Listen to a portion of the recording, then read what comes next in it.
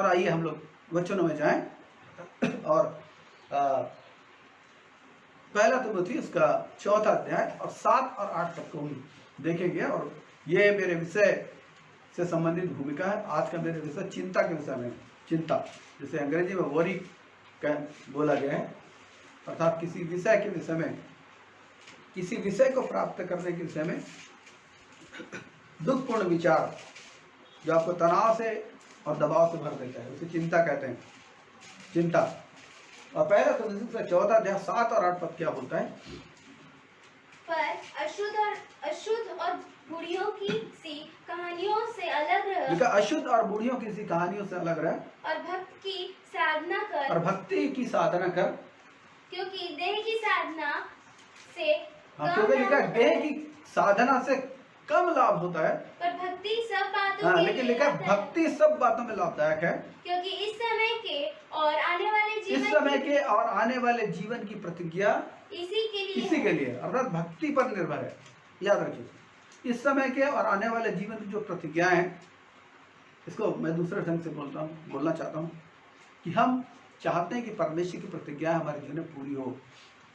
और ये वचन एक बात को ताकीद करता है, परमेश्वर की प्रतिज्ञा हमारे जीवन में पूरी हम चाहते हैं, परमेश्वर भी चाहते हैं कि उनकी प्रतिज्ञाएं जो है वो हमारे जीवन में फलीभूत हों। और इसके लिए परमेश्वर ने मार्ग बताया भक्ति।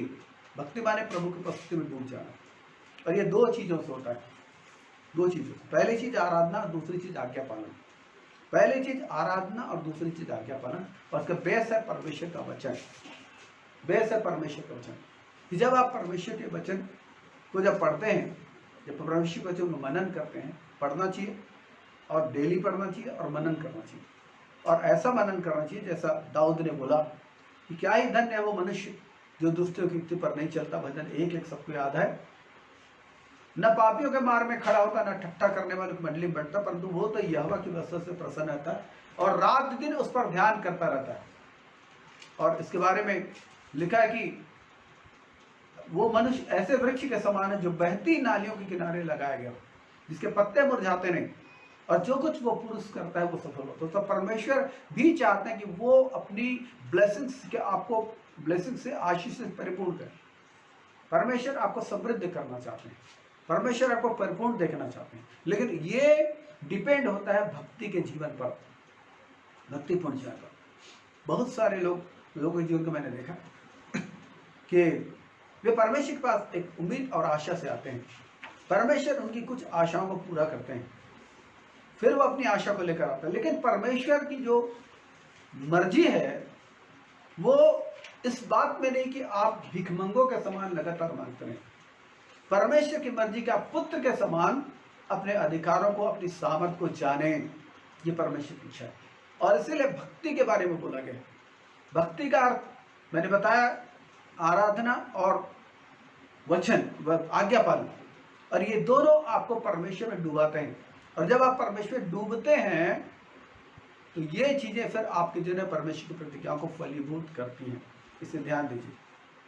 तो मैंने पहले भी प्रचार किया, बहुत सारे आत्मिक शत्रु हमारे जीवन में हैं, हमारे खुद के आत्मिक शत्रु। ध्यान दीजिए इस शब्द को मैं जो प्रयोग कर रहा हूँ, आत्मिक शत्रु जो हमारे व्यक्तिगत जीवन में निवास करते हैं, पुराने मनुष्यत्व के हिस्से हैं, पुराने मनुष्यत्व के द्वारा ये निवास करते हैं हमारे जीवन में। और ये हमें मसीह के अनुग्रह में, मसीह की पहचान में, मसीह के उद्देश्य में, मसीह की सामर्थ्य में बढ़ने से रोकते हैं। ये चीज मसीह की पहचान में, मसीह के उद्देश्य में, मसीह के अनुग्रह में और मसीह की सामर्थ्य में बढ़ने वाली तत्व हैं। बीते सप्ताह भी हमने इस विषय में देखा था। और हमने देखा था जीभ के विषय में कि जीभ किस तरह से हमारी भक्ति को बर्बाद करती है। और आज हम एक दूसरे विषय को लेकर आए हैं, वो चिंता। इसके बारे में इंग्लिश में वरी बोला गया है, माने किसी विषय पर चिंतन करना, दुखी होकर। और ये चीजें तनाव में और दबाव में ले आती हैं। लेकिन प्रभु का जन जो परमेश्वर पर भरोसा रखता है, उसकी जिंदगी में ये चीजें नहीं होती, परंतु वो चिंता नहीं करता, चिंतन करता है। चिंतन इस बेस पे करता है कि परमेश्वर के वचन को सामने रखकर वो चिंतन करता है। और चिंतन करके वो सब सारा बोझ प्रभु पर डालता है, सारा बोझ प्रभु पर डालकर वो प्रभु में आनंद करता है। उसे मालूम है कि जिसने कहा कि अपनी सारी चिंता मुझ पर डाल दो, वो सच्चा और विश्वास परमेश्वर है। प्रियो, और ये सारी चीज़ों का एकमात्र कारण है आपको उद्धार देने का, आपकी प्रार्थना को सुनने का, आपके लिए आश्चर्य कर्म करने का एकमात्र परमेश्वर का कारण है। वो ये है कि परमेश्वर चाहता है कि आप उसके साथ एक पर्सनल रिलेशन में जिए, एक व्यक्तिगत संगति में जिए, एक व्यक्तिगत संगति में जिए। क्योंकि परमेश्वर ने केवल इस जगत के जीवन के लिए नहीं, परंतु अनंत काल के जीवन का इंतजाम किया आपके लिए, और वो चाहते हैं कि आप अनंत काल के जीवन में उनके साथ बने रहें, अनंत काल के जीवन में उनके साथ बने रहें।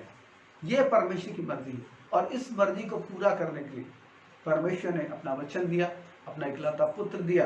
परमेश्वर ने बचाने के लिए और हमें अपने अनुग्रह का परिचय देने के लिए उसने ये सब किया। सो इसलिए उनके उद्देश्य को समझे कि उनका उद्देश्य है कि वो हमारे साथ एक पर्सनल रिलेशन चाहते हैं, ताकि वो अब से लेकर सदा तक बना रहे। और इसीलिए मसीह जो है एक बहुत बड़ी बाधा चिंता की होती है। विश्वास के खिलाफ ये चिंता काम करती है। ये की एक स्वाभाविक प्रवृत्ति है। कई लोग कम चिंता करते हैं, कई लोग बहुत चिंता करते हैं। कई लोग चिंता में इतने डूबे रहते हैं कि जब उनके सामने आनंद का कोई विषय आता तो आनंद भी नहीं बना पाते। वो आनंद को भी चिंताओं के दृष्टिकोण से देखते हैं। मैंने ऐसे भी लोगों को देखा है। तो आज हम देखते हैं चिंता के समय, और पॉइंट वाइज समझाएंगे। और सबसे पहला पॉइंट है कि ये व्यर्थ होती है।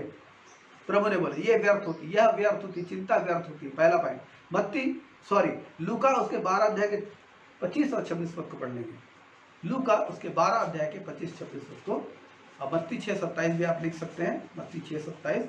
लेकिन लूका के 12 अध्याय के 25 और 26 पद को सब जल्दी से पढ़ेंगे।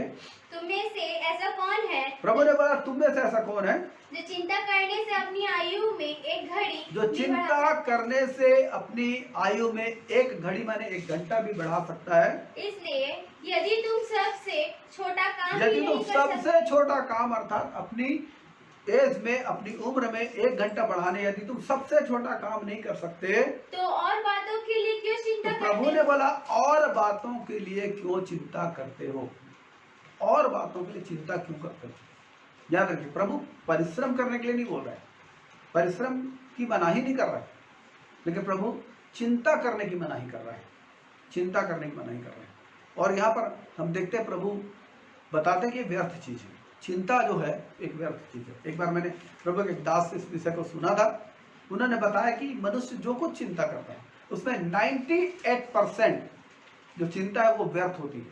माने उसका कोई बेस नहीं होता, उसका कोई मतलब नहीं होता जिंदगी में। केवल 2% जो उसकी चिंता है वो सही होती है। और शैतान ने ये रोग लगाया इंसानों को, जीवन में रोग लगाया कि वो जब चिंता करते हैं, शैतान उनकी भावनाओं को भड़काता है, उनके विचारों में अपने विचारों को डालकर उनको इतना कहना चाहिए व्याकुल कर देता है, इतना बेचैन कर देता है, इतना अशांत और परेशान करता है। कई लोग जीवन से बढ़कर मृत्यु को चाहते हैं, वो आत्महत्या करना चाहते हैं, वो सुसाइड करना चाहते हैं। ऐसी भी स्थिति होती है, ऐसी भी स्थिति चिंताओं में इतना घुसा देता है शैतान। इसलिए सावधान रहें। अब प्रभु जो कहते हैं उस पर ध्यान दीजिए। अब प्रभु ने बोला, यहाँ पर हमने देखा प्रभु ने बोला कि जब तुम चिंता करके, प्रभु ने बोला चिंता करके, माने चिंता के द्वारा आप अपनी आयु में 1 घड़ी या 1 घंटा भी नहीं बढ़ा सकते। तो प्रभु ने बोला चिंता क्यों करते हो? लेकिन आप परमेश्वर की आज्ञा को मानकर दीर्घायु को प्राप्त कर सकते। परमेश्वर का वचन बोलता है, परमेश्वर का वचन बताता है कि आप प्रभु की साथ चलकर, प्रभु की आज्ञा को मानकर आप दीर्घायु से तृप्त हो सकते हैं। मैं चाहता हूं इसके लिए निकाले, मुझे स्मरण आ रहा है, और नीति वचन का 3 अध्याय 3 और 4 पद को पढ़ दें। मुझे स्मरण आया नीति वचन उसका 3 अध्याय 3 और 4 पद। कृपा और सच्चाई तुझसे अलग न होने कृपा और सच्चाई तुझसे अलग न होने पाए, वरन उनको अपने गले का हार बनाना, और अपनी हृदय रूपी पटिया पर लिखना। तो तू परमेश्वर और मनुष्य दोनों का अनुग्रह पाएगा। तू अति बुद्धिमान होगा। तू अपनी समझ का सहारा ना लेना। अच्छा 1 मिनट, सॉरी, मैं सुनाता हूँ। 3 और 4 पढ़े, 1 और 2 पढ़े। हाँ। हे मेरे पुत्र, मेरी शिक्षा को ना भूलना, अपने हृदय में मेरी आज्ञाओं को रखे रहना, क्योंकि ऐसा करने से तेरी आयु ऐसा करने से तेरी आयु बढ़ेगी और तू अधिक कुशल से रहेगा। क्यों? फिर से पहला पद पढ़े। हे मेरे पुत्र मेरी शिक्षा को ना भूलना, अपने हृदय में मेरी आज्ञाओं को आज्ञाओं पर रखना। ऐसा करने से तेरी आयु बढ़ेगी और तू अधिक कुशल से हाँ, चिंता करने से नहीं बढ़ेगी, लेकिन परमेश्वर के वचनों को मन में धारण करने से, परमेश्वर की आज्ञा पालन से ये जीवन बढ़ेगा, ये बाइबल कहती है। जब आप चिंता करते हैं तो परमेश्वर के वचन को सामने रखिए कि वो क्या कहता है। चिंता मत कीजिए, चिंतन कीजिए, मनन कीजिए, विचार कीजिए, धन्यवाद के साथ विचार कीजिए। दूसरा हम पॉइंट में आते हैं और ये बताता है कि इससे कुछ लाभ नहीं होता, ये तो व्यर्थ होती पहले पॉइंट। दूसरा, इससे कुछ लाभ नहीं होता।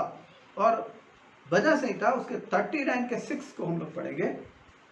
भजन 39 के 6 को इस वक्त हम लोग पढ़ेंगे। क्या बोल रहे हैं भजन? सचमुच मनुष्य छाया सा चलता फिरता है। हाँ। सचमुच वे व्यर्थ घबराते हैं। वो धन का संचय तो करता है, परंतु नहीं जानता कि उसे कौन लेगा। वो व्यर्थ, यहाँ पर लिखा है कि व्यर्थ घबराता है। व्यर्थ घबरा कर क्या करता है? वो पृथ्वी पर वो धन का संचय करता है। देखिए, मनुष्य का दृष्टिकोण, ये संसारिक दृष्टिकोण है कि लोग छाया के समान चलते फिरते हैं, लिखा है। दूसरी चीज लिखा है व्यर्थ घबराते हैं। व्यर्थ घबराते हैं, इस बात को आप समझते हैं कि लोग किस प्रकार से घबराहट में जिंदगी गुजारते हैं। और लिखा वे धन का संचय करते हैं। क्यों? इस जीवन को सुखी बनाने के लिए। लेकिन मैं और आप इस चीज को जानते हैं, इस जीवन का जो सुख है वो धन नहीं है, इस जीवन का सुख केवल परमेश्वर है। इसलिए परमेश्वर के साथ बने रहिए। और मैं समझता हूँ कि इस लॉकडाउन की स्थिति में आपको ये फायदा जरूर हुआ होगा कि आप प्रार्थना में ज़्यादा गहरे हुए होंगे।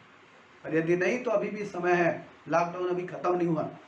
आज से ही मन फिरा ले और ये जो उल्टी सीधी चीज़ें जो आती हैं आपके मोबाइल्स में, इनको देखना छोड़ें और आप प्रार्थना में घुसिए, प्रार्थना के जीवन में घुसिए, और ये आपको संभालेगा और ये आपको जीवन के सही दृष्टिकोण में परमेश्वर का वचन ले जाएगा। परमेश्वर का वचन आपको जीवन जीने का सही तरीका सिखाएगा, जो संसारिक तरीका नहीं होगा। तो संसार के लोग यही करते हैं कि धन बटोर के सोचते हैं कि धन के द्वारा ही हमारा जीवन होता है। और आपने बहुत लोग को देखा होगा, मैंने भी देखा, लोगों ने अपने फ्यूचर के लिए धन बटोरा और उस फ्यूचर के धन के कारण, मैंने एक व्यक्ति को देखा, दोनों पति पत्नी कमाते थे, उन्होंने कभी कोई गाड़ी नहीं खरीदा, कोई बाइक नहीं खरीदा, वो साइकिल में चलते थे। क्यों? ताकि पैसा बचा सकें। और जब उनकी डेथ हुई, उनके पास बहुत पैसा था लेकिन समय नहीं था। उनकी डेथ हुई, जैसे उनकी तबीयत खराब हुई, उनको हॉस्पिटल ले जाया गया, हॉस्पिटल ले जाते तक उनकी डेथ हो चुकी। उनका सारा पैसा उन लोग जब उनका जो पैसा जमा था वो उनके रिश्तेदारों को मिल गया। और वो रिश्तेदार जो काम नहीं करते थे, उन्होंने उनके पैसे से एक बहुत बड़ी जीप खरीदी, शायद स्कॉर्पियो बोलेरो टाइप जीप खरीदी, और उसमें वो आराम से उनके पैसे को उड़ाते हुए लोग चलते थे। ये मैंने देखा है। शायद आपके सामने भी इस प्रकार की गवाहियाँ होंगी। सो बेटर ये है कि हम परमेश्वर पर भरोसा रखें और प्रभु की भक्ति में डूबें और चिंता ना करें जीवन के लिए, लेकिन परमेश्वर पर निर्भर रहें। और तीसरा जो पॉइंट है वो ये है कि प्रभु ने सांसारिक वस्तुओं की चिंताओं से बचने के लिए कहा है। याद रखिए, प्रभु ने सांसारिक वस्तुओं की चिंताओं से बचने के लिए कहा है। परिश्रम करने से मना नहीं किया है, याद रखिए, लेकिन चिंता करने से प्रभु ने मना किया कि आप सांसारिक वस्तुओं की चिंता मत करें। और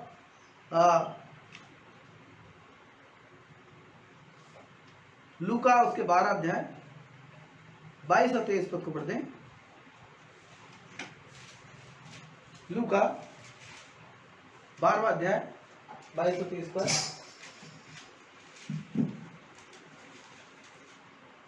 फिर उसने अपने चेलों से कहा, इसलिए मैं तुमसे कहता हूँ, हाँ। अपने प्राण की चिंता ना करो, अपने प्राण की चिंता न करो कि हम क्या खाएंगे, और न अपने शरीर की कि क्या पहनेंगे, क्योंकि भोजन से प्राण और वस्त्र से शरीर बढ़कर है। भोजन से प्राण और वस्त्र से शरीर बढ़कर है। 29 पद पढ़ते हैं, 29। और तुम इस बात की खोज में ना रहो कि क्या खाएंगे और क्या पिएंगे और न संदेह करो बोला प्रभु, ना संदेह करो। क्योंकि आप एक बात जानिए, जिस क्षण आपने प्रभु यीशु को ग्रहण किया, आपने नया जन्म तो पाया, आपने अपने जीवन में परिवर्तन के अनुभव को पाया, आप बदल गए।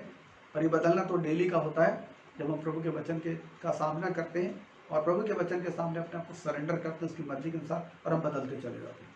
लेकिन एक और भी महत्वपूर्ण विशेष चीज पाया, इसके बारे में बाइबल बोलती है, जिसको आप यूहन्ना 1:12 से जानते हैं, इसको पढ़ेंगे नहीं।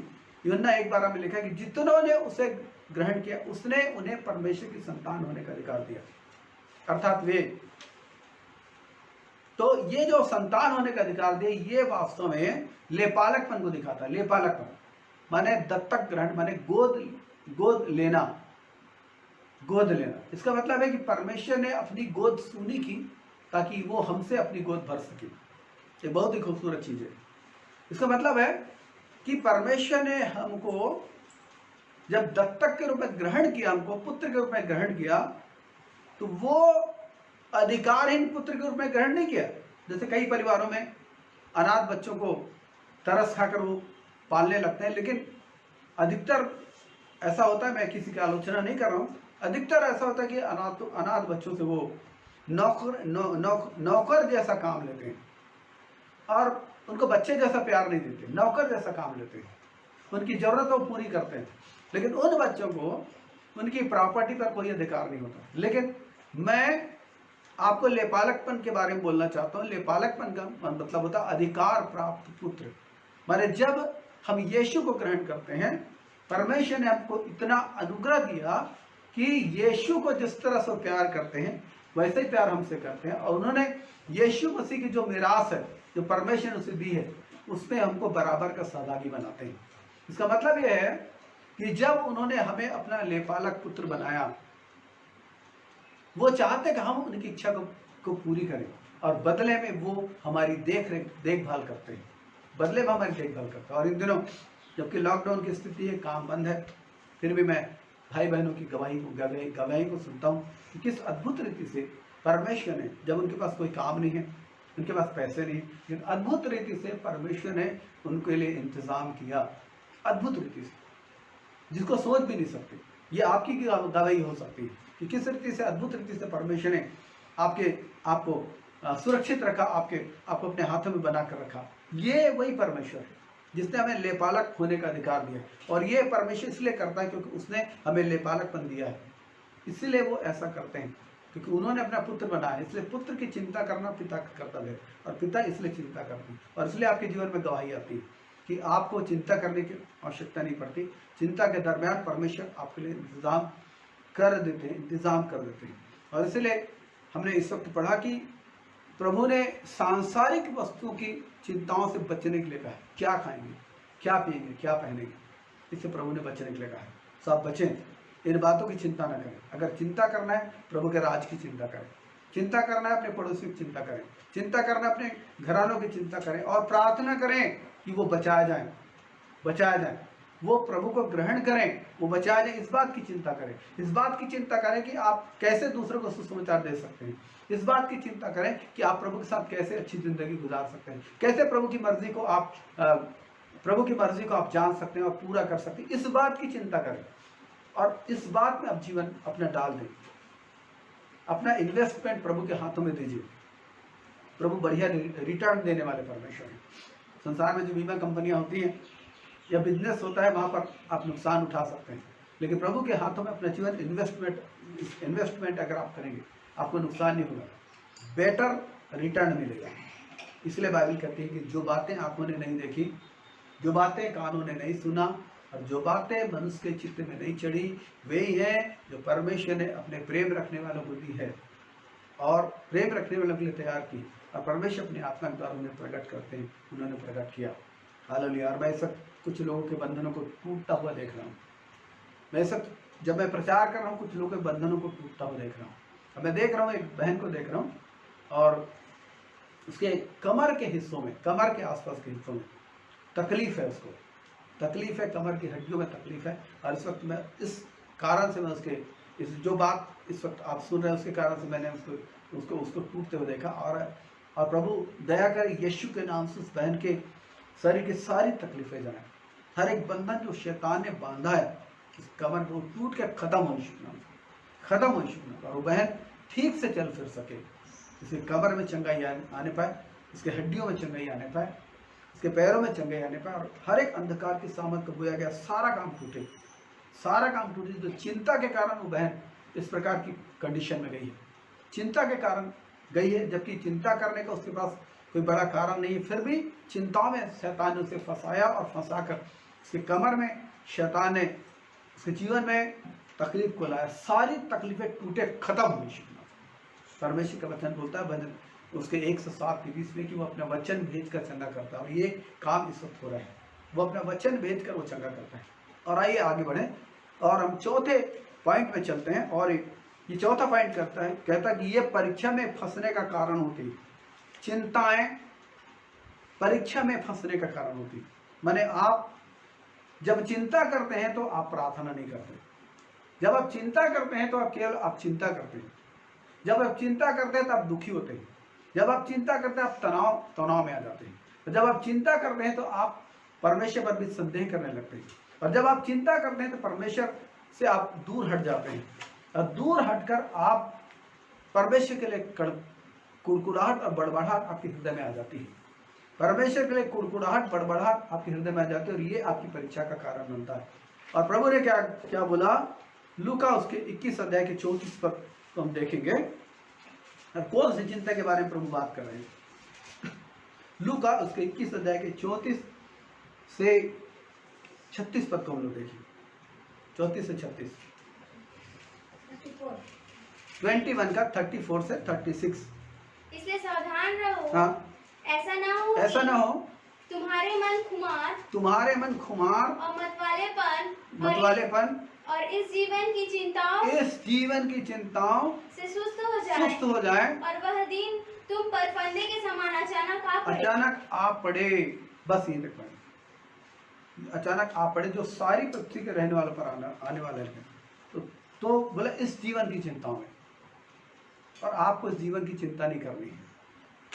जो इस जगत को सब कुछ समझते हुए इस जीवन की चिंता करते हैं, और जीवन की चिंता करते हुए लोग जो है बहुत इस पृथ्वी को बेहतर बनाने की कोशिश कर रहे हैं। लेकिन आप जानते हैं अभी कोरोना ने मारा, और बाइबल भविष्यवाणी हजारों साल से बाइबल भविष्यवाणी करने के अंत के दिन में और भी कठिन समय आएंगे, पीड़ाओं का आरंभ होने जा रहा है। और इसके बारे में भाई सचिन पिल्लै का एक बहुत अच्छा वीडियो है जिनमें उन्होंने बताया कि पीड़ाओं का जो आरंभ है वो उनके 3 स्टेजेस उन्होंने बताया है। और पीड़ाओं का आरंभ माने उन्होंने बोला कि गर्भवती स्त्री जब पीड़ा में जाती है तो उसके गर्भ के 9 महीनों को 3 हिस्सों में बांटा गया है। वो पहला हिस्सा आरंभ हुआ है, इसके बाद और पीड़ाएं आएंगी, ये बाइबल बताती है। उन्होंने बाइबल से ही इसको कहना चाहिए व्याख्या की उन्होंने इस चीज़ की। सो मैं आपको बोलना चाहता हूँ इस चीज़ को, जो लूका 21:34 में जो लिखा है कि जो आप सांसारिक बातों की जब आप चिंता करते हैं तो ये चिंताएं आपको परीक्षाओं में फंसाती हैं, ये चिंताएं आपको अकर्मण्य बना देती हैं, ये चिंताएं आपको दौड़ से वंचित कर देती है, ये चिंताएं। और इसलिए आप सांसारिक बातों की चिंता मत कीजिए, जो कुछ आपके पास है उसी पर संतोष करें। मैंने देखा बहुत लोगों को कि जो कुछ उनके पास है उससे अधिक उनकी लालसा होती है, परमेश्वर से प्रार्थना करते हैं और बिना पूछे दौड़े जाते हैं। और कई लोग बिना आवश्यकता के उधारी ले लेते हैं, बिना आवश्यकता के लोन लेते हैं, कर्ज लेते हैं। इसके कारण कर्ज नहीं पटा सकने की स्थिति में एक तो घर में टेंशन तो अलग होता है, लेकिन साथ में बाहर भी अपमानित होते हैं। इसलिए मेरी सलाह है कि आप कभी भी अनावश्यक रीति से कर्ज में ना जाएं। और जब आप कर्ज लेते हैं तो आप इस बात के लिए पूरी रीति से सेटिस्फाई हो जाए कि आप उस कर्ज को अदा कर देंगे, ताकि आपको अपमानित ना होना पड़े। तो जितनी चादर है ना उतनी पैर फैलाना सीखिए। ये मैंने अपने जीवन में सीखा कि जितनी चादर उतनी पैर फैलाएं, और परमेश्वर के समय का इंतजार करें धीरज के साथ, क्योंकि उसने कहा मैं न तुझे छोड़ूंगा न तुझे त्यागूंगा। और बाइबल कहती है जो लोग धीरज से परमेश्वर की बाट जोते हैं वे अपने भाग्य को प्राप्त करते हैं। इसलिए सांसारिक वस्तु की चिंता में मत फंसिए। वस्त्र के विषय में, घर के विषय में, भोजन के विषय में, जो कुछ आपके पास है उससे जब आप प्रार्थना करते हैं परमेश्वर उसमें आपको आशीष देते हैं। जितना आपके पास है उसी परमेश्वर आशीषित करते हैं। इसलिए अनावश्यक रीति से कर्ज लेना, दूसरों को फंसाना झूठ बोलकर कि मैं अभी पटा दूंगा, कब पटा दूंगा, डेट देना, ये बंद करें। ये ठीक चीज़ नहीं, क्योंकि डायरेक्ट प्रिंस जो महान प्रभु के दास है, डायरेक्ट प्रिंस, उन्होंने इस बात को बोला कि उन्होंने बोला कि इसको हाय लगती है यदि आपने किसी व्यक्ति से उधारी लिया और आपने समय पर नहीं पटाया, या आप हिला हवाला कर रहे हैं, या उससे दूर भाग रहे हैं, या आपने अपनी नीयत बदल दी, तो वो व्यक्ति जिससे आपने कर्ज लिया है उसकी हाय आपको लग सकती है। ये बात डायरेक्ट प्रिंस ने लिखा है अपनी किताब में, मैं अपनी ओर से नहीं बोल रहा हूँ, डायरेक्ट प्रिंस ने लिखा है। इसलिए बचें, लोगों की आशीष का कारण बने, लोगों की शांति का कारण बने। आपको देखकर मार्केट में लोग कहेंगे ये व्यक्ति जो है ये बहुत बढ़िया व्यक्ति है, ये व्यक्ति उधारी नहीं लेता, अगर उधारी भी लेता तो याद से पटा देता है, ये ऐसा वाला व्यक्ति बने। अनावश्यक रीति से कर्ज का बोझ मत लें, अनावश्यक रीति से लोन मत लें, दुनिया को दिखाने के लिए, अपना स्टेटस बढ़ाने के लिए ऐसा ना करें। यदि आपके पास मोटरसाइकिल नहीं है और आप साइकिल में चल रहे हैं, और तो अगर आप मोटरसाइकिल के लिए प्रार्थना कर रहे हैं, बहुत अच्छे चीज़ कर रहे हैं, लेकिन मोटरसाइकिल खरीदने में हड़बड़ी मत कीजिए। जब तक परमेश्वर चाहते हैं साइकिल से चलिए। और मैं तो आजकल यही सलाह देता हूँ साइकिल में चलने की, कि आप साइकिल में चलेंगे, आप फिटनेस, आपका फिटनेस बहुत अच्छा रहेगा। आजकल के लोग इसी चीज़ में मार खा रहे हैं, इसलिए आप लालसा में मत पड़िए। किसी प्रकार से अपने आप को परीक्षा में मत जाने दीजिए, अपने आत्मिक जीवन को बर्बाद मत कीजिए, अपनी शांति को, मानसिक शांति को बर्बाद होने मत दीजिए। लेकिन जो कुछ आपके पास है उसी पर संतोष कीजिए, उसी पर संतोष कीजिए। परमेश्वर उसी में आशीष देंगे, आपके थोड़े को आशीषित करेंगे और आपको वहीं से उन्नत करेंगे। इसलिए बाइबल एक बात और कहती है, जो थोड़े से थोड़े में विश्वास होंगे उसको अधिक सौंपा जाता है। लूका 16 अध्याय में चीज लिखी, जो थोड़े से थोड़े में विश्वास होंगे उससे ज़्यादा सौंपा जाएगा। तो यदि आप थोड़े में संतुष्ट हैं, परमेश्वर जरूर आपको बढ़ाएगा। लेकिन अगर बढ़ने के लिए आपने तिकड़मबाजी की, लोगों को ठगा, लोगों से आपने लूटा, लोगों से झूठ बोला, तो निश्चय जाने की इसमें आशीष नहीं रहेगी, इसमें ब्लेसिंग नहीं रहेगी। परमेश्वर उस व्यक्ति के फेवर में काम करेगा और आपको नुकसान उठाना पड़ेगा। इसलिए इस विषय में मत जाइए। चलिए आगे बढ़ते हैं, 5वें पद में जाते हैं। और पांचवा कहता है, प्रभु के लोगों को यह शोभा नहीं देता, माने चिंता शोभा नहीं देती। प्रभु के लोगों को चिंता करनी शोभा नहीं देती। अब मैं आपको एक बहुत ही शानदार पद बता रहा हूँ। दूसरा तिमोथी 2 अध्याय 4 पद। दूसरा 2 तिमोथी 2:4। पानी को इसमें डालो,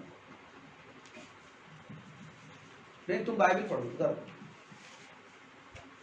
दूसरा तिमोथी 2 अध्याय का 4 पद। जो यह चाहता है कि सब मनुष्यों का उद्धार हो और वे सत्य। दूसरा तिमोथी 2 का 4, तुम पहला तिमोथी 2 का 4 पढ़ो। जब कोई योद्धा लड़ाई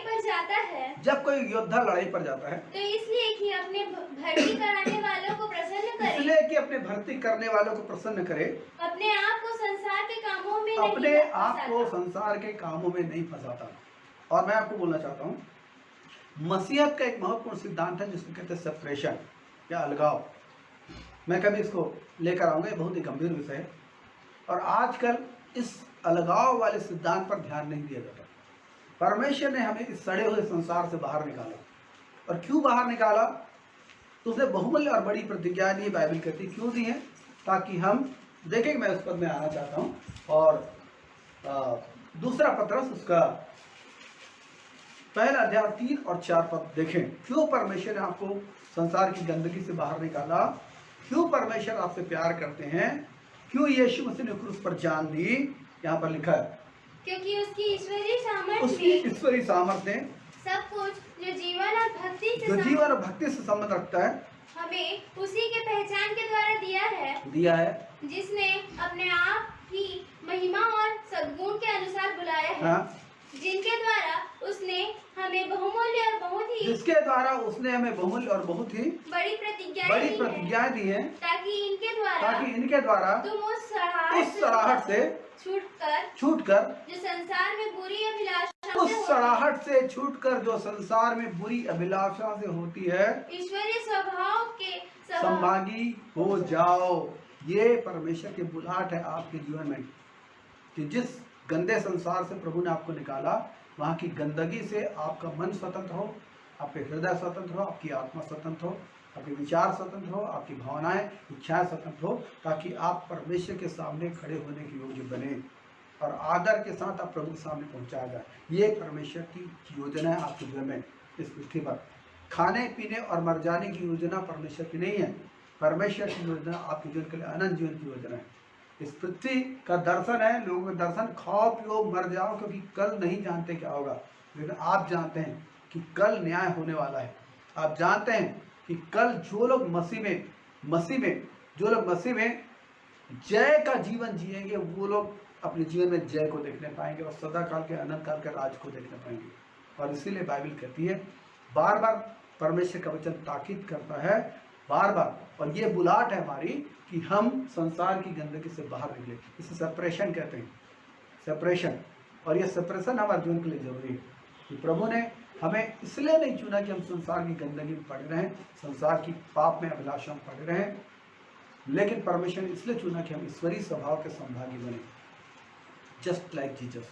यीशु के चरित्र में बढ़े, आज्ञा पालन में बढ़े, पुत्र के समान बढ़े, प्रभु के परमेश्वर के अधीनता के जीवन में हम लोग आगे बढ़े, संसार की गंदगी में अभिलाषों में पड़े न रहे, शुद्ध बने, पवित्र बने, क्योंकि परमेश्वर की मर्जी है कि वो हमारे जीवन में वास करे, वो हमारे जिंदगी में वास करे, वो आपको अपनी महिमा के लिए खड़ा करना चाहते हैं, अब से लेकर अनंत काल तक, अब से लेकर अनंत काल तक। और इसलिए परमेश्वर का वचन इस बात को कहता है कि हम उसको देखेंगे, दूसरा कुरिन्थियों में आ जाएंगे, दूसरा कुरिन्थियों के 6 अध्याय 16-17 पद को देखेंगे, 16, 17, 18, जल्दी पढ़ें। और मूर्तियों के साथ परमेश्वर के मंदिर का क्या संबंध? क्योंकि हम तो जीवते परमेश्वर के मंदिर हैं, जैसे परमेश्वर ने कहा है, मैं उनमें बसूंगा। हाँ, ध्यान दीजिए, मैं उनमें बसूंगा और उनमें चला फिरा करूंगा और मैं उनका परमेश्वर होऊंगा और वे मेरे लोग होंगे। इसलिए प्रभु कहता है, उनके बीच में से निकलो। ये सेपरेशन है, उनके बीच में से निकलो और अलग रहो और अशुद्ध वस्तु को मत छुओ, तो मैं तुम्हें ग्रहण करूंगा। और उसके 7 अध्याय के 1 पद में क्या लिखा है? अतः हे प्रियो, जबकि ये महान बहुमूल्य कीमती प्रतिज्ञा मुझको और आपको मिली है कि परमेश्वर हमें अपने साथ अनंत काल तक रखना चाहते हैं, हमारे जीवन को अपनी महिमा लेना चाहते हैं, तो आओ हम अपने आप को शरीर और आत्मा की सब मलिनताओं से शुद्ध करें और परमेश्वर का भय रखते हुए शरीर और आत्मा की सब मलिनताओं से, गंदगियों से शुद्ध करें और परमेश्वर का भय रखते हुए पवित्रता को सिद्ध करें। अपने जीवन में पवित्रता को सिद्ध करें, पवित्रता को बढ़ते हुए। ये परमेश्वर का जिक्र है। मैंने शुरू में कहा था इस बात को, यदि आप चाहते हैं कि परमेश्वर जो वो उसकी प्रतिज्ञा आपके जीवन में पूरी हो, वो साधारण नहीं, वो अद्भुत है, वो महिमामय है और हमारे विचारों से भी बढ़कर है। और इसीलिए ये इन चीज़ों की शिक्षाएं आज लोग इतने अभिलाषी हो गए हैं, संसार के बाजारवाद के कारण इतने अभिलाषी हो गए हैं, इवन बिलीवर्स लोग भी, कि वो परमेश्वर के गंभीर वचनों पर ध्यान नहीं देते। उनका सारा ध्यान केवल भौतिक वस्तु पर लगा रहता है कि वो कैसे इसे प्राप्त करें, और सारा ध्यान लगाकर वो प्रार्थना करते रहते हैं लालसा के साथ प्रार्थना। लेकिन बाइबल कहती है परमेश्वर के अधीन हो जाओ, शैतान का सामना करो, वो तुम्हारे पास से भाग निकलेगा। और प्रभु ने कहा कि परमेश्वर के सामने दीन बनो, तुम्हें शिरोमणि बनाएगा। आप जितना नहीं सोचते ना, उससे बढ़कर परमेश्वर आपको आशीष देना चाहते हैं। लेकिन समस्या ये है कि आप परमेश्वर के हाथ के नीचे नहीं आते, आप परमेश्वर से दूर रहकर परमेश्वर की आशीष चाहते हैं। प्रभु के साथ तो आइए, प्रभु के साथ तो हो जाइए, जैसे दाऊद हुआ, उसने वो कहता, दाऊद यहोवा मेरा चरवाहा है, यहोवा मेरा चरवाहा, इसका मतलब है दाऊद कहता है हर दिन के जीवन में मैं यहोवा की अगुवाई से जिंदगी गुजारता हूँ, मैं उसी की अगुवाई में सोचता हूँ, मैं उसी की अगुवाई में निर्णय लेता हूँ, मैं उसी की अगुवाई में अपने जीवन के कार्यों को करता हूँ। और ये दाऊद की सफलता का रहस्य था। बाइबल इसी बात को बताती है।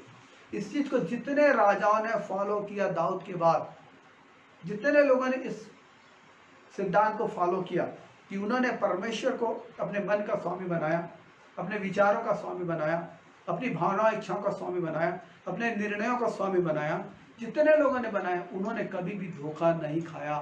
पूरी बाइबल इस गवाही से भरी है। लेकिन जिन लोगों ने परमेश्वर को छोड़ा, दूसरी चीज़ों को अपने हृदय का स्वामी बनाया, उनकी ज़िंदगी के बारे में आप पढ़ सकते हैं कि कैसे उनकी ज़िंदगी का अंत जो है वो ठीक नहीं हुआ, गलत तरीके से। इसलिए बाइबल जो सच्चाई की किताब है वो इस बात को कहती है कि प्रतिदिन आप अपने जीवन को प्रभु के चरणों में डालें, उसकी मर्जी को ढूंढें, उसकी इच्छा को ढूंढें और उसी के अनुसार आगे बढ़ें।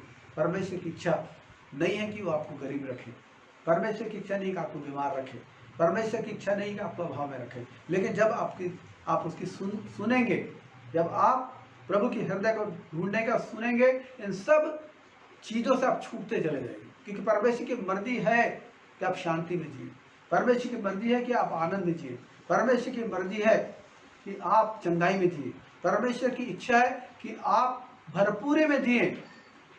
सब प्रकार का अनुग्रह आपको बहुतायत से दे सकता है। लेकिन शर्त क्या है?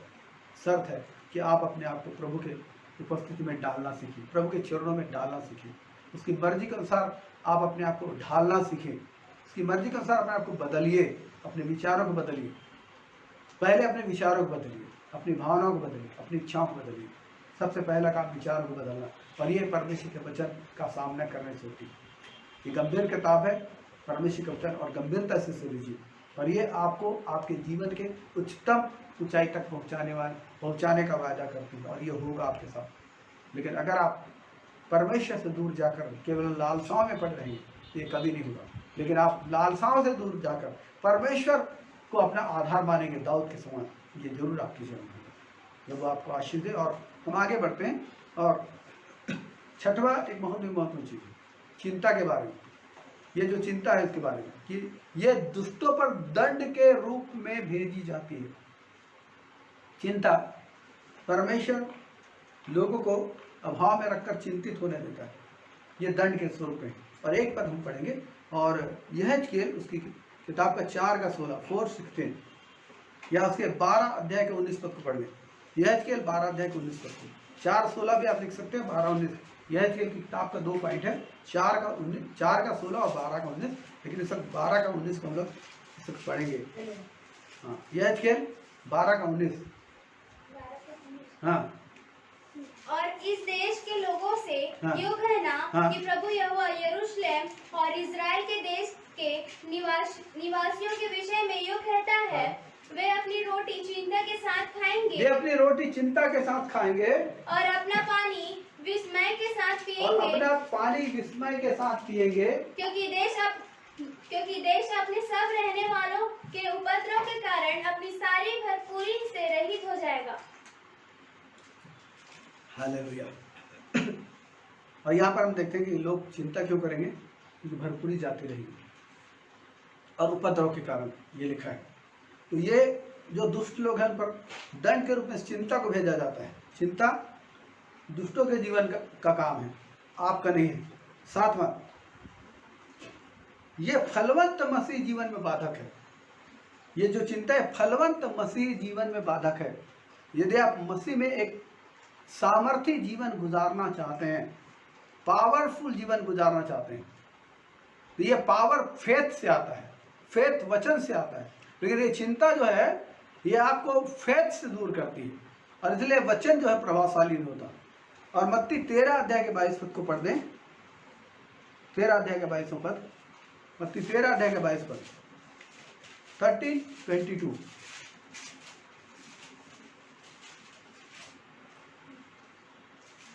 जो झाड़ियों में बोया गया, हाँ, लेकिन जो झाड़ियों में बोया गया, ये वह है है हाँ, जो वचन को सुनता है, वचन को सुनता है, पर इस संसार की चिंता और धन का धोखा वचन को दबाता है और वह फल नहीं लाता। और याद रखिए कि परमेश्वर का जो वचन है वो फल रहित नहीं है। परमेश्वर का वचन फल रहित नहीं। जब परमेश्वर का वचन, तो आप परमेश्वर के वचन को आप अपनी जिंदगी में बोते हैं, अर्थात आप फैसला करते हैं कि जैसा परमेश्वर के वचन में कहा गया वैसा उसे आप फॉलो करते हैं, उसकी मर्जी के अनुसार जब आप फॉलो करते हैं, ये आपको फलवंत करता है। सांसारिक नजरिए से परमेश्वर के वचन को बोना, परमेश्वर के वचन के अनुसार लाइफ को कंडक्ट करना, ये सांसारिक नजरिए से नुकसान का कारण दिखाई दे सकता है, लेकिन परमेश्वर के वचन के अनुसार ऐसा नहीं है। मैंने कहा विश्वास सुनने से आता है, सुनना मसीह के वचन से आता है, और जब आप मसीह के वचन को फॉलो करेंगे आप फलवंत होंगे, क्योंकि परमेश्वर का वचन एक फलदायक वचन है, ये फल लाने वाला वचन है। लेकिन संसार की चिंता इसे दबाती है। बाइबल स्पष्ट कहती है संसार की चिंता, संसार की वस्तुओं की चिंता इसे दबाती है। मैं फिर कहता हूँ कि जो कुछ आपके पास है उस पर संतोष करना सीखें, और जो जितना आपके पास उस पर ईमानदारी से जीना सीखें, और परमेश्वर आपको बढ़ाते हैं क्योंकि उसकी मर्जी है। इसीलिए बाइबल कहती है कि जो थोड़े से थोड़े में सच्चा उसको अधिक सौंपा जाएगा। और आप जानते हैं कि यीशु मसीह ने एक बुद्धिमान एक मूर्ख व्यक्ति के बारे में बोला। क्या बोला देखेंगे हम लोग, मत्ती 7 अध्याय, और मैं इसे निकाल रहा हूँ प्रसंगवश।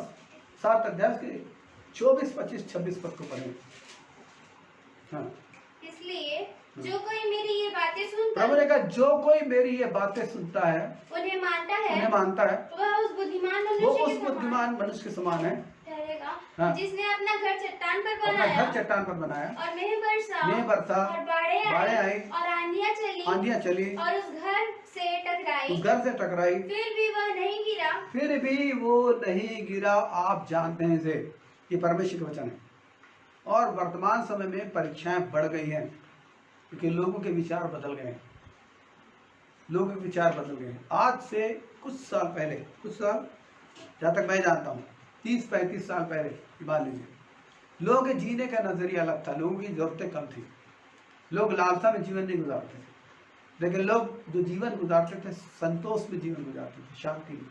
लेकिन अभी लोगों की लालसा बढ़ गई है। ऐसी स्थिति में लोग बड़ी तेजी से दौड़ रहे हैं, संसार बहुत तेजी से दौड़ रहा था।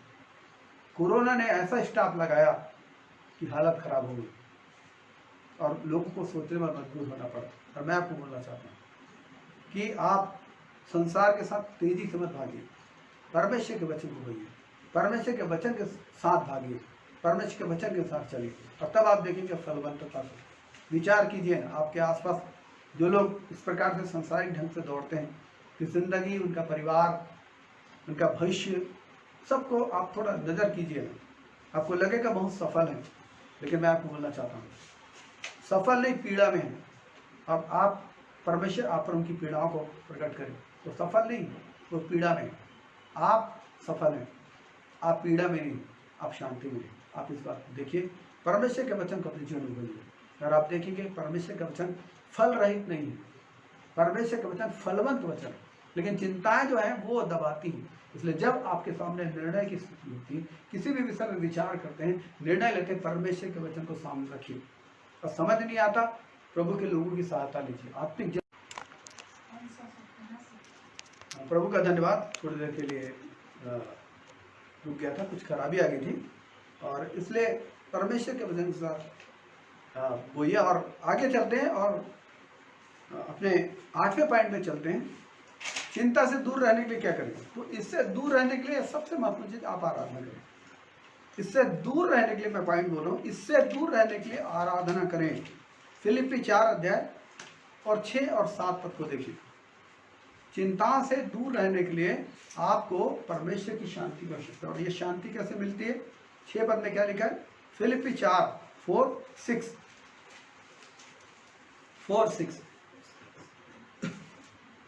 किसी भी बात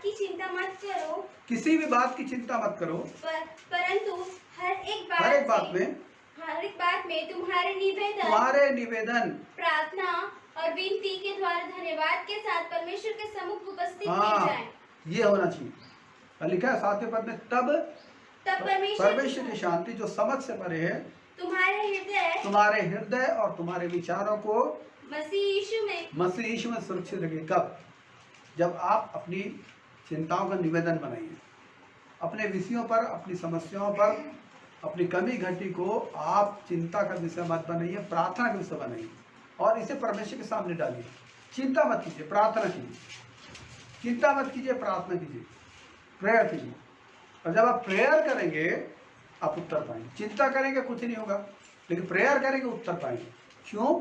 क्योंकि परमेश्वर का वचन इसे कहता है। प्रभु ने बोला नित्य प्रार्थना करनी चाहिए, हियाव नहीं छोड़ना चाहिए। लूका 18 में जब आप 1 से 7 पद पढ़ेंगे तो वहाँ पर लिखा है प्रभु ने नित्य प्रार्थना करना चाहिए, हियाव नहीं छोड़ना चाहिए। वहाँ पर उन्होंने एक विधवा का उदाहरण दिया जो बहुत ही पीड़ित थी, बहुत ही संकट में थी, लेकिन वहाँ पर हम देखते हैं कि वो उसका जो निवेदन था वो एक कठोर न्यायी के सामने था, लेकिन वो उसका निवेदन पूरा किया गया। और प्रभु कहते हैं कि जो प्रार्थना करते हैं उनका निवेदन परमेश्वर सुनते पूरा करते। लेकिन 8वें पद में वहां पर प्रभु ने कहा तो भी जब मनुष्य का पुत्र आएगा तो क्या धरती पर विश्वास पाएगा? किस विश्वास के बारे में बोला जा रहा है मालूम है? ये प्रार्थना में बने रहने के विश्वास के बारे में बोला जा रहा है। इसलिए जैसा प्रभु का वचन कहता है उस पर भरोसा रखें, प्रार्थना करें, प्रभु को ढूंढें, प्रभु की मर्जी को ढूंढें। आप चिंतन करें, प्रार्थना करें, चिंता न करें। और इसलिए चिंता से दूर रहने के लिए आप आराधना करें। अपने विषयों को देखने के बदले परमेश्वर की भलाई को देखिए, परमेश्वर के वचन को देखिए, और जैसा परमेश्वर का वचन कहता है वैसा ही आप उसकी आराधना कीजिए। आप उसे ऊंचा उठाइए, आपका ध्यान चिंताओं की ओर से जाएगा, आराधना में जाएगा। आपकी आराधना पवित्र आत्मा की उपस्थिति को आपके लिए सहज बनाएगी। आपकी आराधना के कारण पवित्र आत्मा आपको वचन का प्रकाशन देंगे। आपकी आराधना के कारण परमेश्वर आपको समझ देंगे, बुद्धि देंगे, ज्ञान देंगे, और आप चिंताओं से मुक्त होकर आप परमेश्वर में आनंद मना सकते हैं। चलिए अगले पॉइंट पर चलते हैं। 9वां जो पद है वो बहुत ही महत्वपूर्ण पद है आपके लिए। इन्हें परमेश्वर पर डालना चाहिए, इन्हें परमेश्वर पर डालना सीखिए। आप अपनी चिंताओं को परमेश्वर के ऊपर डालना सीखिए। ये बाइबल कहती है। भजन संहिता 37 के 5 को देखिए, 55 के 22 को भी आप देख सकते हैं, लेकिन 37 के 5 को देखिए। अपने मार्ग की चिंता यहोवा पर छोड़, लिखा अपने मार्ग की चिंता यहोवा पर छोड़ और उस पर भरोसा रख, वही पूरा करेगा, वही पूरा करेगा। बहुत सारे वचन और हैं जिसको आप लिख लीजिए, मैं आगे बढ़ूंगा। 55 के 22, 55 का 22 नीति वचन, उसका 16 अध्याय का 3 और पहला पत्रस 5 अध्याय का 7 पद। और ये पद बताते हैं कि अपनी चिंताओं को परमेश्वर पर डालना सीखिए। परमेश्वर वास्तविक है, परमेश्वर रियल है, ये आप जानते हैं अपने अनुभव से। जो आपने यीशु को ग्रहण किया तो अपने अनुभव से जानते हैं परमेश्वर रियल है, वो प्रार्थना को सुनते हैं। इसलिए अपनी चिंता को उसके हाथों में सौंपना सीखिए। वो धोखा नहीं देते, तो आपकी चिंताओं को लेकर काम करना आरंभ करते हैं, और प्रार्थना के द्वारा हम अपनी चिंताओं को उनके हाथों में सौंपते हैं। 10वां जो पद है वो है तो परमेश्वर की भलाई पर पूर्ण विश्वास रखें। यह आपको करना होगा, परमेश्वर की भलाई पर पूर्ण विश्वास करें। 32 अध्याय इसके 26 पद को देखें। 32 अध्याय 26, 28 और 30 पद को, 26, 28 and 30। आकाश के पक्षियों को देखो, प्रभु ने बोला आकाश के पक्षियों को देखो, वे ना तो बोते हैं, हाँ, ना काटते हैं, ना बोते हैं, ना काटते हैं, और ना खत्तों में बटोरते हैं, फिर भी तुम्हारा स्वर्गीय पिता उनको खिलाता है। फिर भी तुम्हारा स्वर्गीय पिता उनको खिलाता है जो काम नहीं करते। आप तो परिश्रम करते हैं ना। हाँ, क्या तुम उनसे अधिक मूल्य नहीं रखते?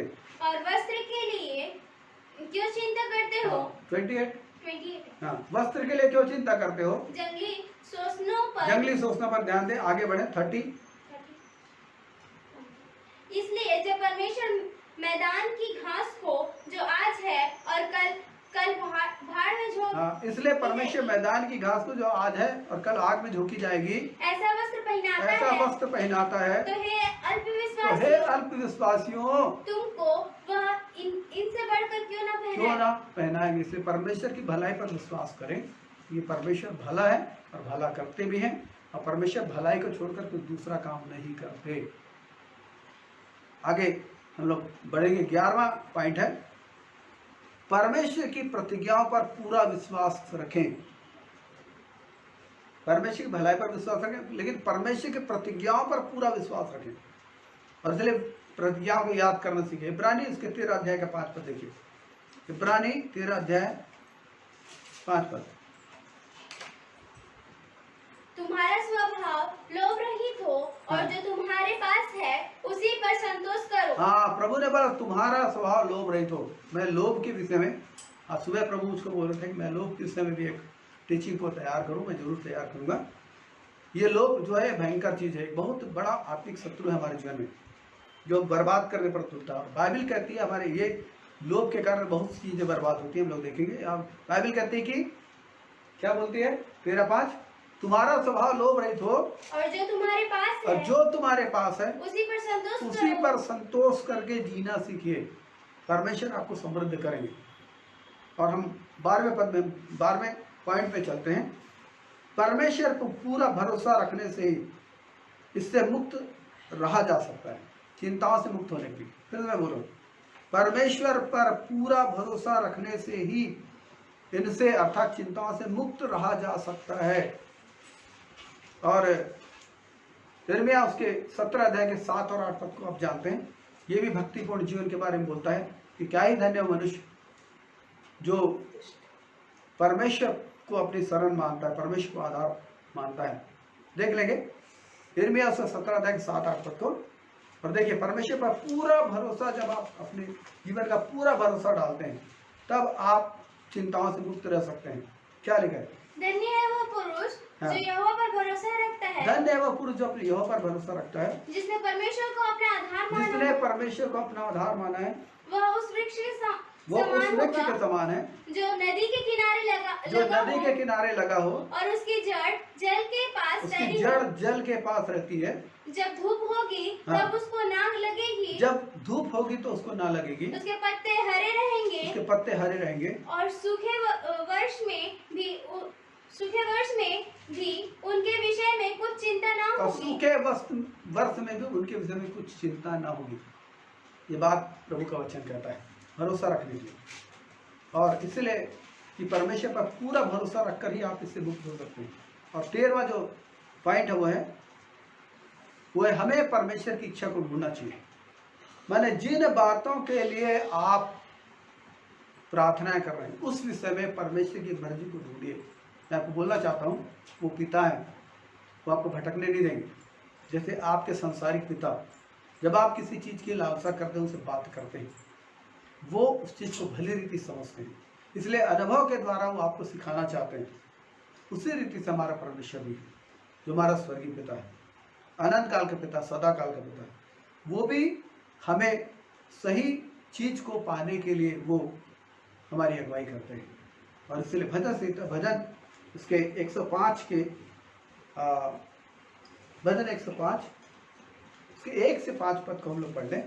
और क्या क्या ढूंढने के लिए बोला गया है, परमेश्वर की किन किन चीजों को ढूंढने के लिए बोला गया है।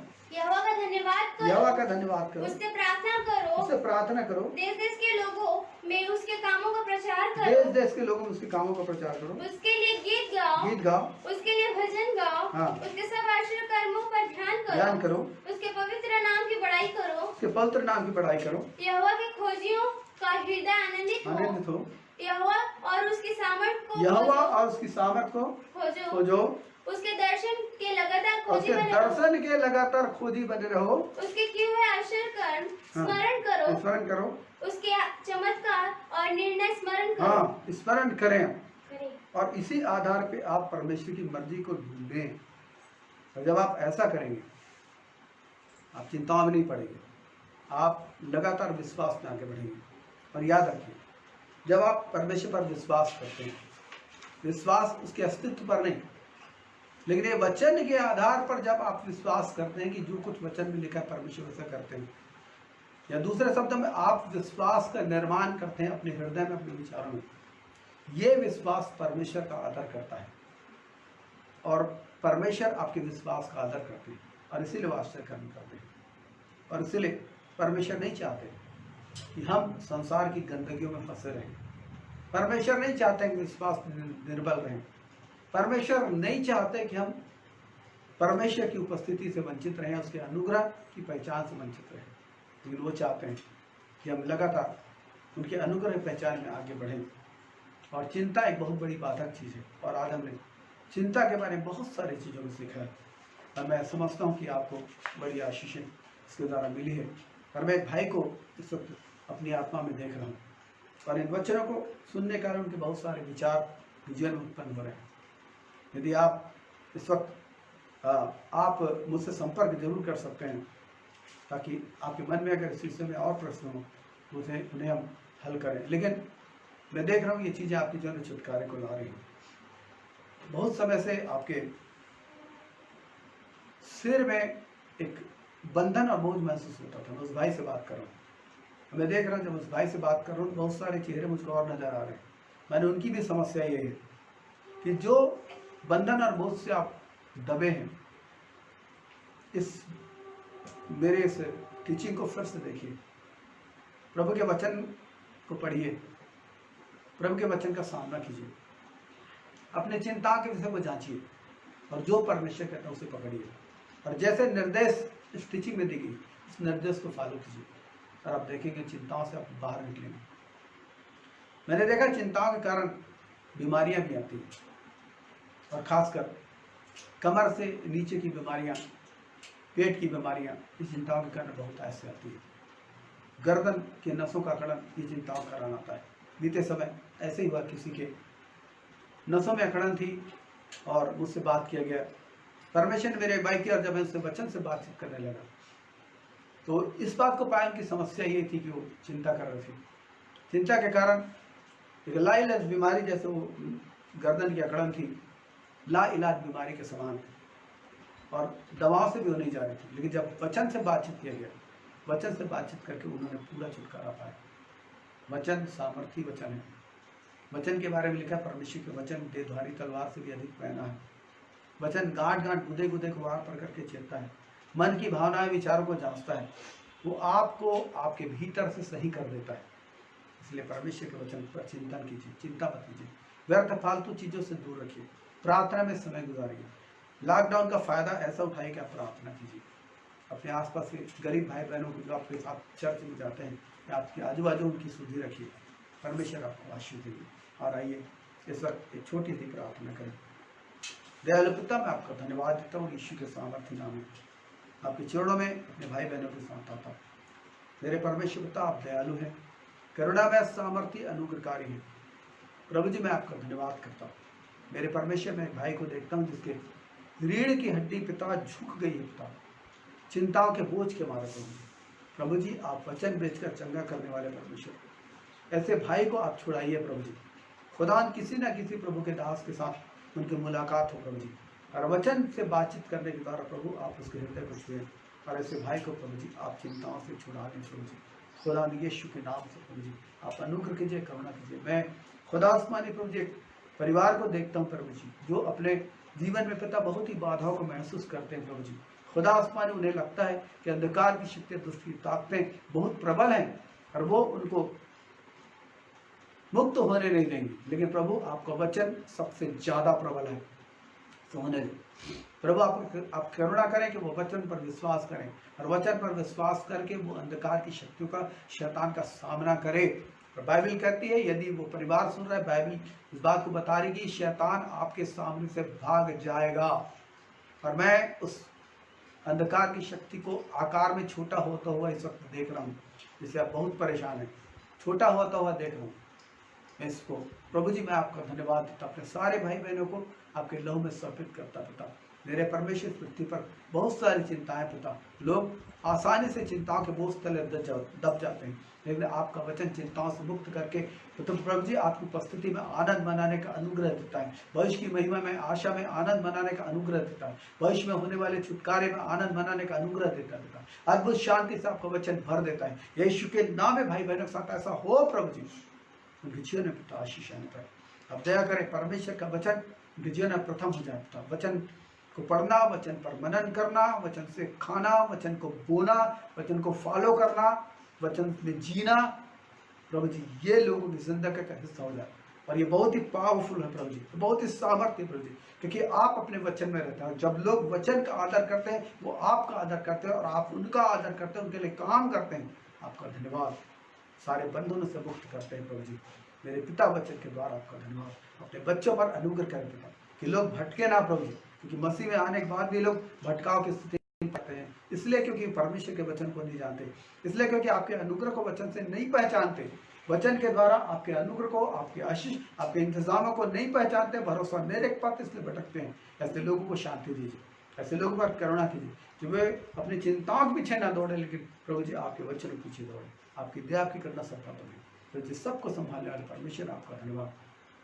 आपने पृथ्वी को निराधार लटकाया है प्रभु जी, इसलिए पृथ्वी को चिंता करने की आवश्यकता नहीं, क्योंकि आपने उसे निराधार लटकाया है और सदा के लिए आपने उसे मेरे परमेश्वर से स्थान पर रखा है प्रभु जी। उसी रीति से मेरे परमेश्वर आपने एक व्यक्ति को इसलिए चुना कि वो सदा काल आपके साथ रहे। प्रभु जी आप अकाल के दिनों में तृप्त रखते हैं, महामारियों से बचा कर रखते हैं परमेश्वर पिता, और आपने ऐसा किया। ये गवाहियाँ आपके बच्चों के जीवन की, इसके लिए धन्यवाद यीशु मसीह। धन्यवाद परमेश्वर, धन्यवाद। सारी बातों में महिमा आपके लिए धन्यवाद देते, सब बातों के लिए विनती उद्धार करते हैं यीशु मसीह के भी नाम से। आमीन।